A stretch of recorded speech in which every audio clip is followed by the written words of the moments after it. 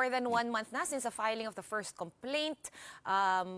Before mag-resume at mag-reopen yung House, sinabi ni House Sec Gen Reginald Velasco may nantay pa raw na fourth complaint. As the head of the Committee on Good Government, meron ba kayong naririnig or nasasagap? Any idea or napag-usapan ba kanina sa opening ng session kung anong magyayari dito? Because as for us, wala kami masyadong nabalitaan. Well, actually, na-overtaken ng event dahil nga dito sa kaninang motion sa move po ng vacant ng chairmanship ng Committee on Appropriation. So, wala kanina na pag-usapan. And itong fourth impeachment complaint na actually naririnig lamang namin to sa mga media. So, since 2 or 3 weeks na recess ang Congress, so wala naman pong pagkakataon na makapag-usap-usap kami dahil lahat naman nasa kanya-kanyang distrito o yung iba naman ay mga nasa bakasyon. Pero kayo po, Congressman, in your opinion, is it still an unreasonable time to pursue impeachment proceedings against the Vice President? Well, ako po, to be honest with you,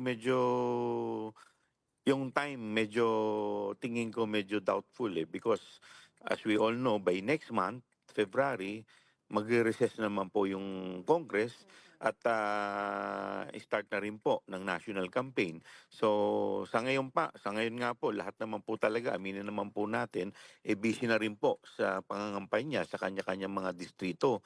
Kaya yun lang po yung medyo concern ko kung talagang meron pa pong panahon para dito. Kanina po sa Storycon ay nabanggit po ng inyong colleague na si Congressman Benny Abante na nanlalamig na raw yung House leadership on the impeachment proceedings if this will be pursued.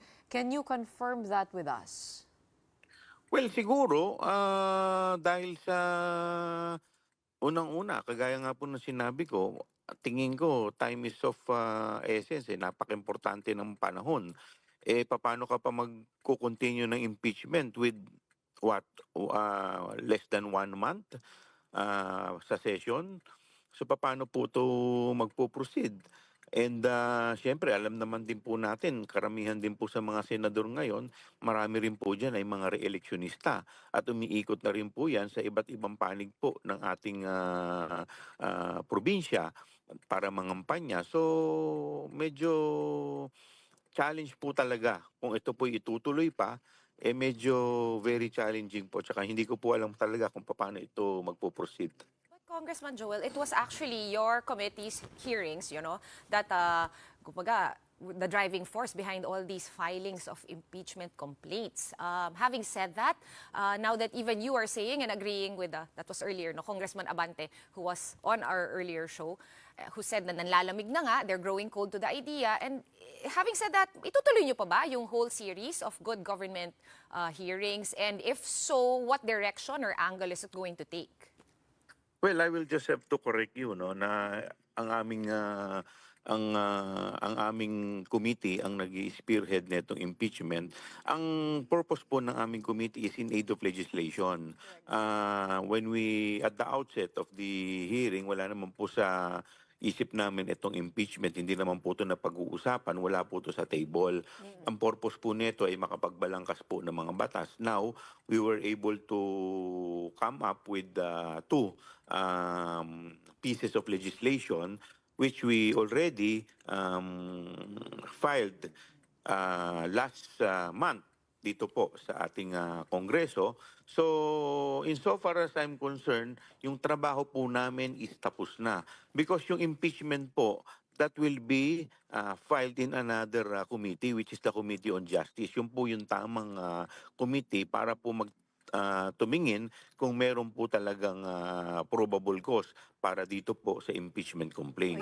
Yung sa amin po, in aid of legislation lamang po yung ginawa po namin, yung investigation. Pero wasn't it correct also, Kong Joel, that before the Christmas break, kumbaga, you were saying also na magpapatuloy pa yung series of good government hearings? Yes, tama po kayo. Kasi po, insofar as the confidential fund is concerned, tingin ko tapos na po to, but there are some members who wanted to check also the other issues kagaya po nung sa Nutriban issue, dito rin po sa computerization. So yun po yung isa pa sa gusto nilang talakayin. Kaya po supposedly dapat bago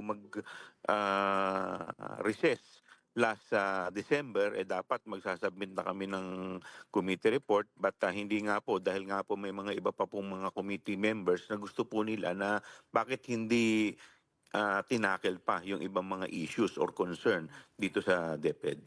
Ah, Yun nga po, ito nga po ay nanggaling po sa inyong mga hearings. Ano? Hindi po ba sayang naman? Dahil ang tanong ng mga tao ay paano magkakaroon ng hustisya dito nga po sa paggamit ng confidential funds bilang ang dami pong naisiwalat dun po sa mga resibo, nakaduda-duda. What would you recommend if it's not the impeachment route? How does the public get a sense of justice in all of these issues that have been uncovered? Well, unang-una, yung purpose po namin na makapagbalangkas ng batas para maprotektahan po itong mga nakita po natin o nadiskubre ay nagawa po namin. So hindi po natin masasabi na nasayang po yung committee hearing. Pangalawa, hindi pa naman po ibig sabihin na pagka ito po ay hindi natin ipinursu ngayon pong 19th Congress, ibig sabihin hindi na po pwedeng ipursu sa susunod na Kongreso. Ang pinagbabawal po ay kung ito pong impeachment, bawal po ay dapat once every year lang na magpupursu o magkakaroon ng impeachment proceeding. So, who knows? Sa next Congress, po pwede pa rin po ito na ipursu. Okay, so remind lang natin no, yung mga tao kasi lahat naman tayo po galing sa bakasyon, yung dalawa pong laws na kumbaga yung amendments that you have brought up and filed are bills on the use of CIFs at saka yung special disbursing officers. Officer, opo. Oo. Yung una po dyan, doon po sa sinusumiti po natin na batas, nilimitahan na po natin ang mga ahensya at mga departamento na dapat na mabigyan ng confidential fund. Doon naman po sa isa, naglagay po tayo ng mga parameters. Hinigpitan po natin para ikaw ay maging special disbursing officer. Congressman, speaking of confidential funds, nakausap po namin dito ang mga miyembro ng ang leadership ng DICT regarding dun sa recent hacking at ang panawagan nila sila rin ay magkaroon ng confidential funds because they are also dealing with security issues. Ang DICT po ba ay kasama dun po sa inyong ipinapanukala na makakatanggap? Well, ito naman isasalang po sa committee level. So dito po, lahat po ng mga departamento, aalamin po natin lahat yung mga kanilang mga purpose, yung kanilang mga function. At kung ito po ipapasok sa function, bakit naman po hindi sila po pwede mabigyan? Pero ano na po yung mga tinanggal natin o siguradong tatanggalin po natin dun sa listahan na makakatanggap ng Ang confidential nilagay funds? po natin doon dapat yung mga departamento na kinakailangan may kinalaman po sa national security, peace and order, may kinalaman po sa mga yun po, yung mga pag-iimbestiga po. So, kung ganyan po yung sinasabi ng DITC, tingin ko papasok naman po sila. Congressman, pagdating dun po sa Special Disbursing Officer, balikan lang po ulit natin yung mga parameters. I believe kasama po doon, kailangan accountant po, no? At tinaasan na rin po yung salary grade ng mga SDO. Tama po kayo. Kasi dati po, ang SDO po dati, as long as ikaw ay handpick ng head ng agency, ikaw ay po pwede na maging SDO. So kaya po yung nangyayari po minsan, kagaya nga po dito po sa nangyari po sa ating opisina po ng Vice Presidente, yung SDO po niya dati sa Davao, nung nabitbit po niya dito sa Office of the Vice President, yun din ang naging SDO. Ngayon, dapat po, ang isa sa requirement, kailangan ikaw ay permanent position na with salary grade 24 at saka dapat ikaw ay may kinalaman sa finance, sa accounting, sa auditing.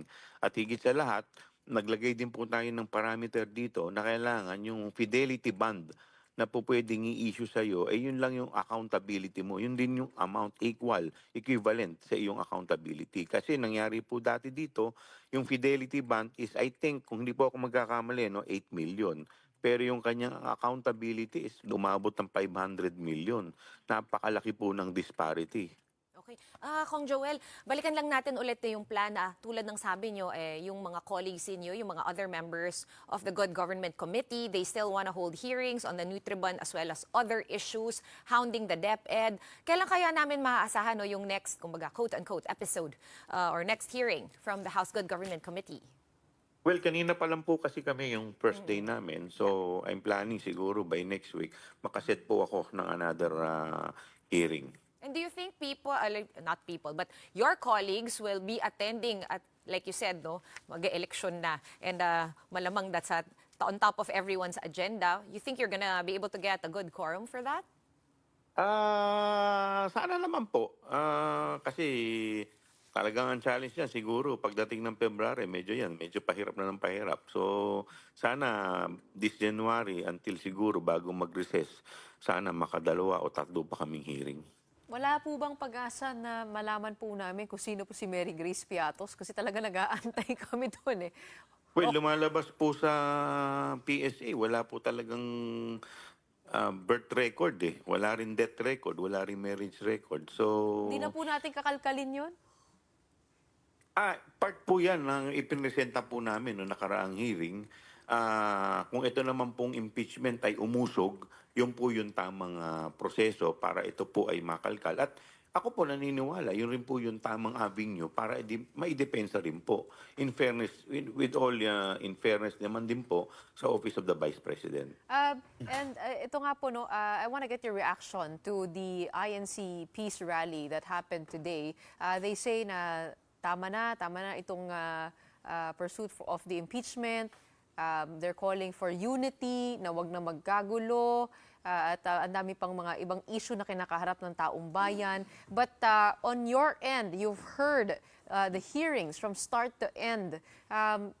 And medyo mahalaga rin ang nilalaman nung mga katanungan dito nga po sa paggamit ng confidential funds. What do you say to that? What do you say to the call of INC?